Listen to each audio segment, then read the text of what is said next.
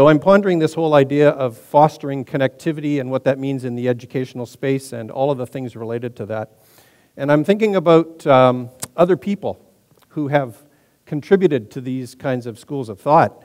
And the one that came to mind right away was Malcolm Gladwell, because he does talk about, in his book, The Tipping Point, the concept of a maven, somebody who's got information and connects it to people who need that information and tie the knot and sort of thing. So that kind of, as a former chemistry teacher, I have to think that that's kind of a catalyst for change, right? I'm connecting people with information with the people that need the information. And a few years ago, I was lucky enough to go to one of my son's university graduation at Ryerson, and the guest speaker that afternoon was Des McAniff, former artistic director of the Stratford Festival. And Des' presentation, which you can find online if you look hard enough for it, he had a theme connected there, which was find your people. And he talked about the need for people to find their people, mentors, mentees, and peers. And I think that's part of what this role as a school administrator is all about for me. I'm connecting people so that they can serve the needs of the students in their classes with people who provide those resources, up to and including people like Mark Carbone, who opened our presentation tonight. So I want to thank Malcolm, and I want to thank Des for setting the stage for what I'm going to say tonight, even though they don't know who I am, nor what I'm doing with their words, but I have to give them credit, otherwise it's plagiarism. How is it possible to connect the needs of students today with teachers from a generation ago? That's one of the all-time challenges. I'll talk about that a little bit in a few minutes. Personally, I can tell you a little bit about my story. When I graduated from university, after spending way too long at university, I was a pretty tech-savvy individual, and I'm looking for opportunities to get involved in things that are new and innovative, computer-driven, and all of that stuff. Looking for those mentors that are going to take me forward in my career. And Mark was one of the earliest mentors that I ever encountered, and we're still working together on projects today. Back in those days, we had a group called Computers Across the Curriculum, which is a group that still exists in the board, the CATSI committees. So I got involved in that, made some connections, built networks, established more connectivity with more people, acting as one of those people who's trying to get the information from the mavens that I knew when I was just starting out in this business. I was online with the internet in the early 90s, as before some of you were born.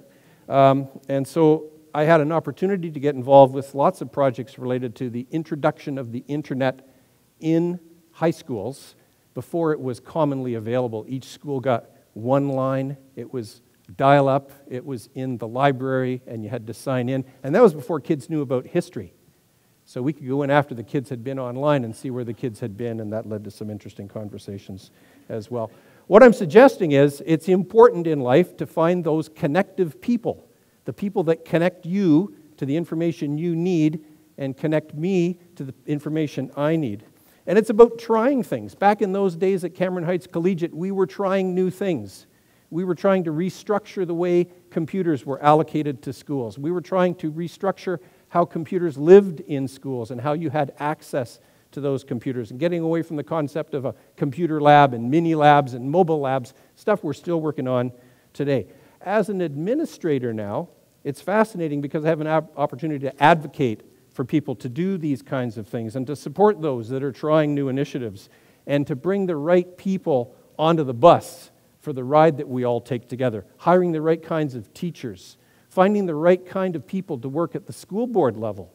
Because once you've been around for a while and once people know who you are and what you can do and what you know, you get invited to participate in interview panels and bringing people into the system, all of whom support the same kind of vision that we all have, which is providing the best opportunities for kids in our classrooms that we possibly can. One of the tricks, you just saw some of my friends from New Dundee School on screen here. These are grade 4 kids, right?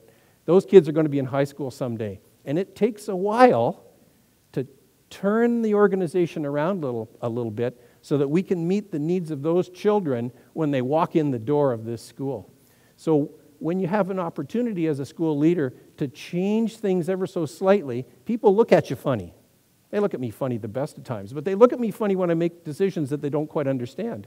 But I'm looking down the road at opportunities for kids to, for example, in some schools where you can't have a cell phone, we encourage the use of cell phones. We encourage kids to bring their phones to class, and they can use those in a bring-your-own-device environment to connect up to the Wi-Fi that we have in the school to continue their studies and do things in class. So it's the Scott McKenzies of the world who are sending us kids down the road that we have to get ready for right now. It's about being bold. It's about joining up with people like Mark and others and trying to convince the school board that Wi-Fi in the school is an important thing. It's about convincing people that Facebook, keeping Facebook open online, is a good thing. Twitter is a good thing. These are all good things that we can use for powerful purposes for education for our kids to help them with their learning. It's about getting involved in things like the IT Steering Committee and allowing people to play in, Mark and I use this expression, play in the sandbox. We didn't know what people were going to do with Facebook, but we allowed them to play with it, and wonderful things have happened as a result, and the spin-offs have been marvelous.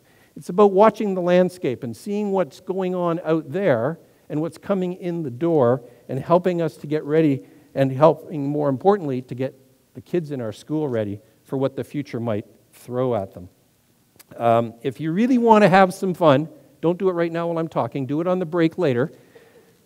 Go on YouTube and look for a video called First Follower Leadership.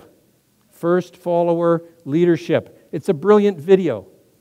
What it does is it convinces you that it's not the person who's being innovative that's important, it's the next person that gets on board with that innovation that carries it forward, and then you get this sort of mob mentality takes place. So it's supporting that one teacher who wants to try something new, getting somebody else to try something new, the first follower, and taking it forward from there. It's about facilitating sharing of information. It's making opportunities for people to talk about what they're doing. It's about modeling it.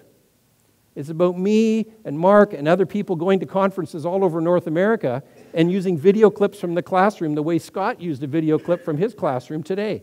About showing off what we're doing in this region and this board and having fun doing it at the same time. Again, it's about keeping current and knowing what's going on. It's about modeling. It's about some of the stuff that's going on in the school right now would blow you away.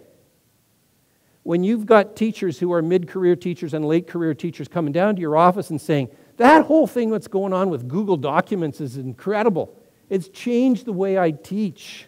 These are people who have been in the business for 20 years. And I'll tell you, it's tough as a teacher to change the way you do business after 2 years sometimes. After 20 years, it's almost impossible, and yet it's happening because we're introducing technology into the classrooms and into the learning space. It's about digital learning, bring your own device. It's about not being afraid to have a kid teach you how to do something. In my last high school, we had some innovative people who were using Facebook to teach their lessons. And the lobbying pressure from the students on one of the teachers was, how come we're not doing it here? Teacher said, I'm not sure how to do that.